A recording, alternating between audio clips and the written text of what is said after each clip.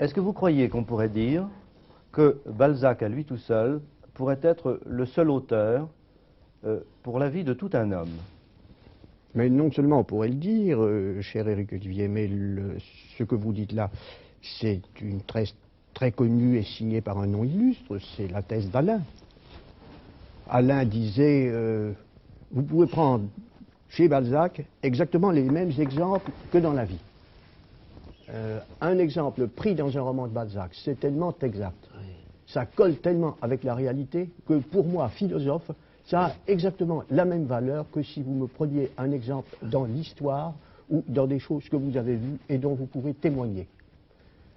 Pour Alain, par conséquent, Balzac, par l'exactitude avec laquelle il reflète les événements et avec laquelle il explique les mobiles qui font agir les gens, Balzac, c'est exactement de la réalité, c'est à la même valeur nourrissante que la réalité. Oui, c'est pas seulement l'expérience d'Alain, c'est aussi mon expérience à moi, c'est aussi l'expérience d'un tas de gens. Balzac, je crois, c'est véritablement le compagnon de toute une vie. Et c'est une chose qui est très passionnante et très curieuse à remarquer dans Balzac, n'est-ce pas? C'est qu'on peut le lire à n'importe quel âge. On peut le lire à 10 ans, on peut le lire à 20 ans, on peut le lire à 30 ans, on peut le lire à 60 ans. Et on y trouve chaque fois l'aliment qui convient à l'âge que l'on a au moment où on le lit. C'est une chose tout à fait curieuse. Balzac procède, je dirais, un petit peu comme la nature, c'est-à-dire qu'il ne donne que la moitié des secrets. Il ne dit pas les choses. Alors on est devant lui à 20 ans, comme on est devant la nature à 20 ans, c'est-à-dire que l'on comprend un certain nombre de choses, mais on ne comprend pas tout. On comprend bien davantage lorsqu'on a 50 ans. Vous savez que Alain accordait une grande importance à ces intuitions de Balzac. Et il disait, ce qu'il y a de plus beau dans Balzac, c'est ce que vous ne comprenez pas. Parce que c'est là où il a le plus raison, et c'est là où justement vous devez vous interroger, parce que la vie est comme ça, on ne la comprend pas non plus, elle pose des énigmes. Moi, je ne suis pas tout à fait de cet avis. Je crois que Alain a sous-estimé une chose qui me paraît évidente dans Balzac, c'est la tournure dramatique et presque mélodramatique de son imagination. Balzac... Oui, mais alors je m'excuse de vous interrompre, mais la nature et la vie agissent comme ça. Et alors là, je m'excuse, mais j'ai ma petite expérience de romancier, et il y a dans le déroulement historique des événements que Alain fait très bien ressortir. Lui, il n'était pas romancier, mais il sentait ça admirablement en tant que philosophe.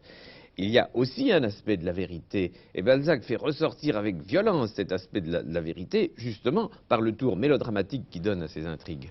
Oui, mais il y a tout de même un peu trop un montage dramatique, une précipitation dramatique, une tension dramatique, des bons et des méchants qu'on ne retrouve pas d'une façon si pure, si forte dans la vie, et qui, à mon avis, sont une déformation balzacienne, une déformation presque technique de grands créateurs. Que vous trouvez chez Dickens. Oui, mais est-ce que ce n'est pas aussi alors une déformation due au XIXe siècle?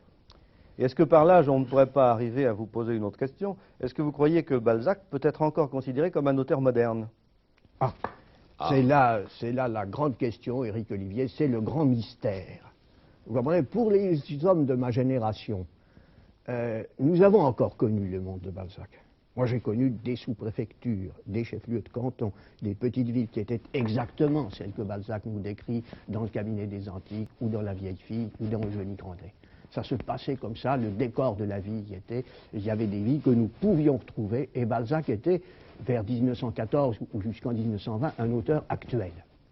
Et puis, il est évident que le décor de la vie a changé profondément. Et pourtant, Balzac reste un auteur actuel.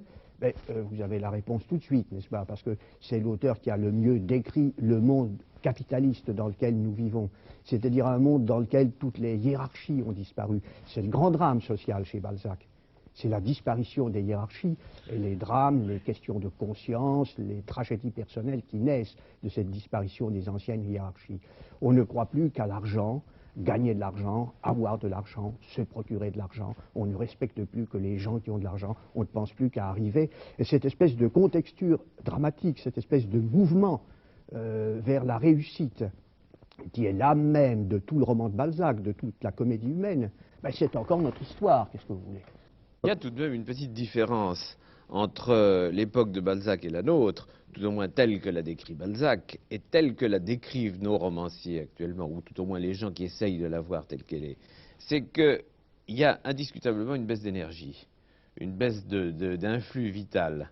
Il y a au XIXe siècle, dans la société balsacienne, une énergie absolument formidable, qui d'ailleurs a été admirablement dite par Baudelaire, qui dit « Tous les personnages de Balzac, jusqu'à une vieille portière, sont bourrés d'énergie jusqu'à la gueule ».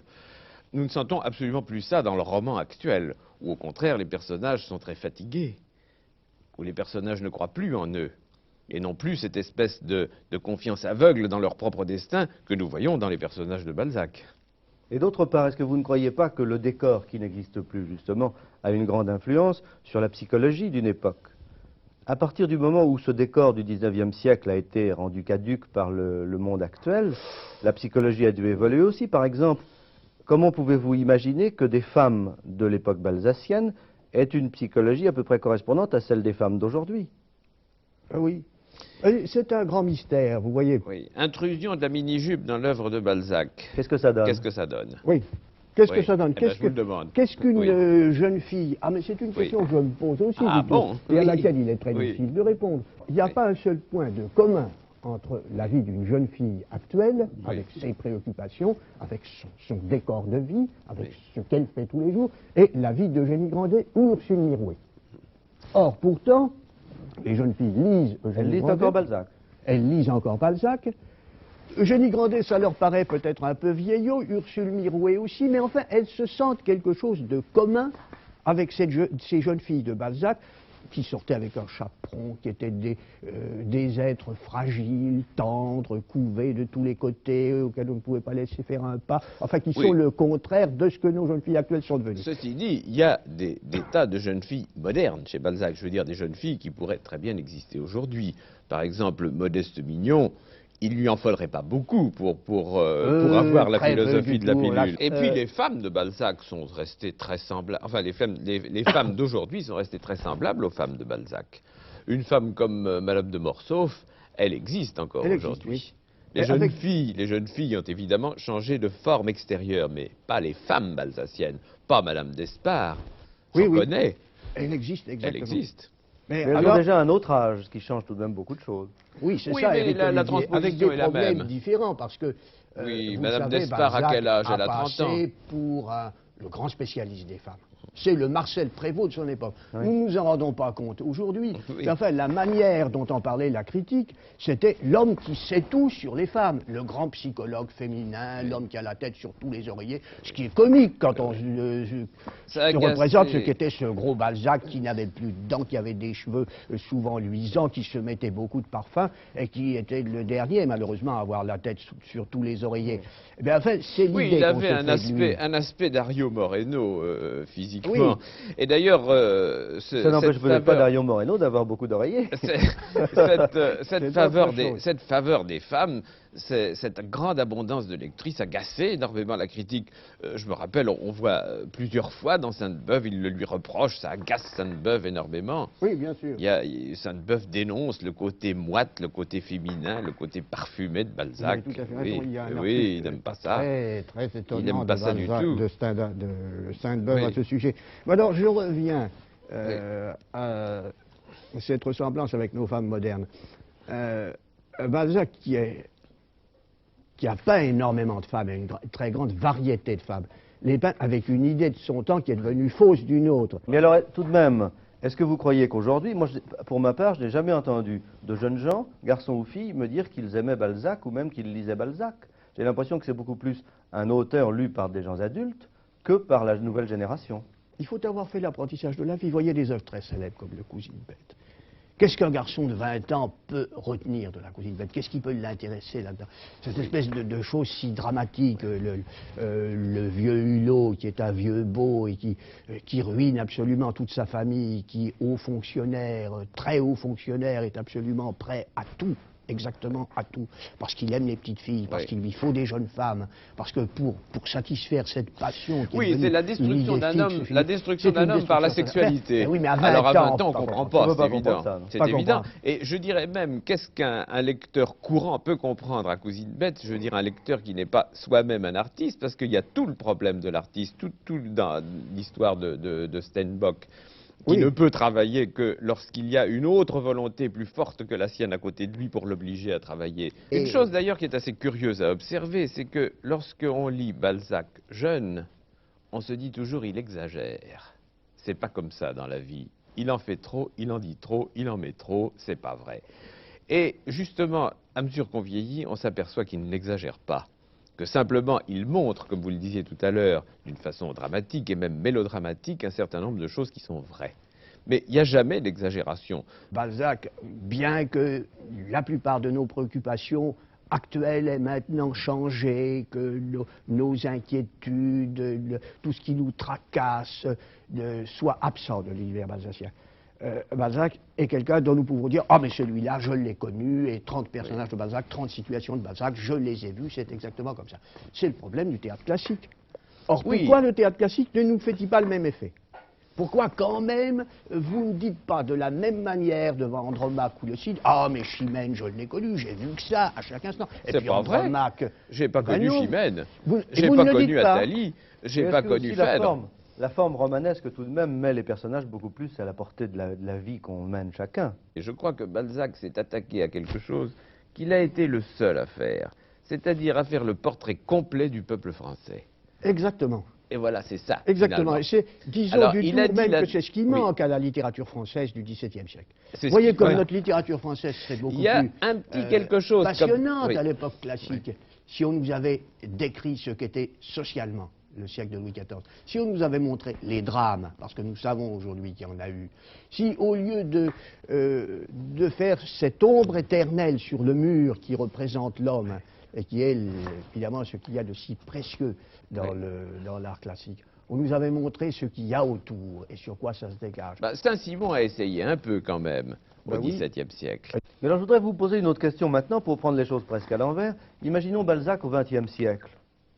Puisqu'il a tellement justement bien senti le siècle dans lequel il vivait et prévu le nôtre. D'abord, on ne peut pas imaginer un homme de génie en dehors des circonstances où son génie s'est développé. On ne peut pas imaginer Balzac au XXe siècle parce que Balzac, c'est un homme du XIXe siècle et qu'il a peint le XIXe siècle. En plus de ça, c'est très difficile d'imaginer un écrivain aussi complet que Balzac. Il n'y en a pas actuellement. Je cherche parmi les romanciers, les grands écrivains actuels, je n'en vois pas. Nous avons de grands écrivains. Un homme comme Monterland est un homme que j'admire beaucoup. Sartre est très intéressant dans un Ah certain oui, mais genre. moi je disais, comment Hemingway, Balzac vivant au Faulkner. XXe siècle, comment réagirait-il? Par exemple, est-ce que Balzac aujourd'hui serait marxiste? Est-ce qu'il serait un grand romancier marxiste? Alors, Balzac, il était légitimiste. Il était pour le trône et l'autel, Balzac. Pour une raison, à mon sens, je crois très simple, et je ne pense pas que Bardèche me contredise, parce que pour un romancier, il faut une société qui ait un minimum, je dirais pas d'immobilité, mais qui remue pas trop. Parce que la société, c'est le modèle. Et si le modèle remue tout le temps, on n'arrive pas à le peindre.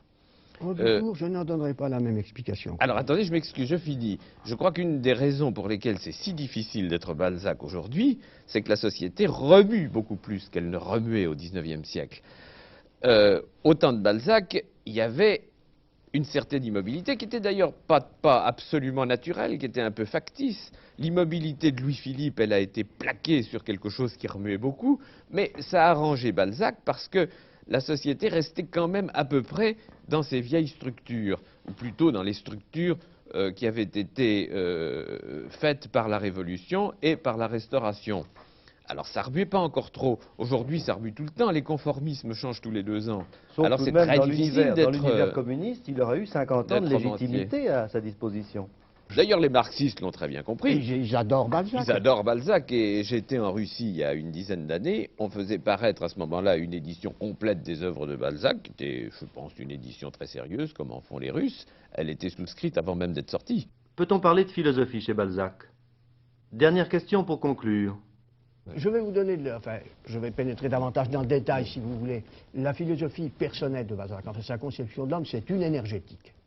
Oui. C'est-à-dire, l'homme est dominé, commandé, et les sociétés aussi, par leur idée fixe, par la pensée directrice qu'il y a en eux. C'est passionnant comme explication du monde moderne. Nous sommes un monde surchargé de pensée. Et Balzac expliquait, non seulement l'homme est surchargé de pensée et meurt de sa pensée, c'est-à-dire de ses passions, de ses idées fixes, de cette volonté formidables qu'il met dans sa vie pour la conduire. Mais les nations sont elles aussi survoltées par la pensée et depuis la Révolution française, et elles meurent de ce survoltage de pensée qu'elles ne peuvent pas supporter. Le rôle de la pensée dans le monde moderne est capital sur les individus, parce qu'il explique toute l'épine dorsale d'un individu. Il est capital dans les nations et il deviendra de plus en plus capital, parce que les grandes nations modernes, vous ne les mènerez que par la propagande, en dosant, en manipulant, en dirigeant la masse de pensée dont elles ont besoin pour s'alimenter. C'est admirablement vu. C'est tout notre monde du XXe siècle qu'il a deviné. On a dit Balzac, c'est admirable, il a deviné les affairistes de Napoléon III 30 ans d'avance. Mais il a deviné le mécanisme de notre XXe siècle 100 ans d'avance. Nous n'avons pas d'autre mécanisme de la cité. Et c'est ça ce qui domine, c'est cette énergétique qui domine tout le roman de Balzac. Balzac ne s'est pas demandé est-ce que c'est plus commode pour moi d'avoir un point de vue dans le passé qui ne bouge pas ou un point de vue dans l'avenir qui est mouvant. Balzac a un point de vue sur l'homme. Il dit vous mourrez de vos passions, vous mourrez de vos idées fixes, vous mourrez de la volonté que vous apportez. Et aux nations, il dit vous mourrez de cette pensée dont vous vous nourrissez et dont depuis 1789, vous ne pouvez pas ne pas vous nourrir. C'est infiniment plus dramatique et infiniment plus nourrissant comme alimentation d'un système de roman. Il est certain, je suis absolument convaincu, que dans le fait que Balzac ait été d'opinion monarchiste et ait été le défenseur du trône et de l'autel, c'est-à-dire rétrograde, réactionnaire, c'est-à-dire déplorant la révolution de 1848 lorsqu'elle est arrivée, voyant qu'il ne pouvait plus être pair de France, ce titre magnifique qu'il ambitionnait tellement, je crois qu'il y a là quelque chose de très simple et qui tient très essentiellement et très profondément à sa vocation de romancier, c'est que ça l'embêtait de voir le monde qui changeait, et qui changeait dans sa forme extérieure. Oui. Oui, non, je ne vous ai pas convaincu. Pas tout à fait. Mais je crois d'ailleurs que vos points de vue ne sont pas contradictoires. Oui, c'est pas contradictoire.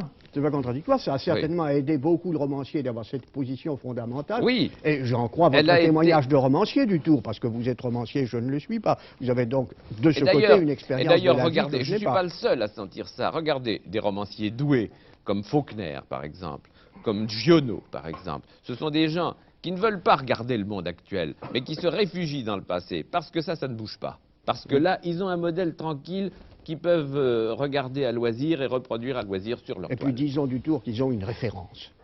Ah aussi, bien sûr. Ça donne une espèce de relief au scandale du monde contemporain, parce que le romancier aussi, a besoin du scandale, oui. Même quand il ne blâme pas le monde contemporain. Enfin, il a besoin d'une distance pour avoir son relief dramatique. Et alors là, cette distance, cette référence, oui, bien sûr, c'est certain.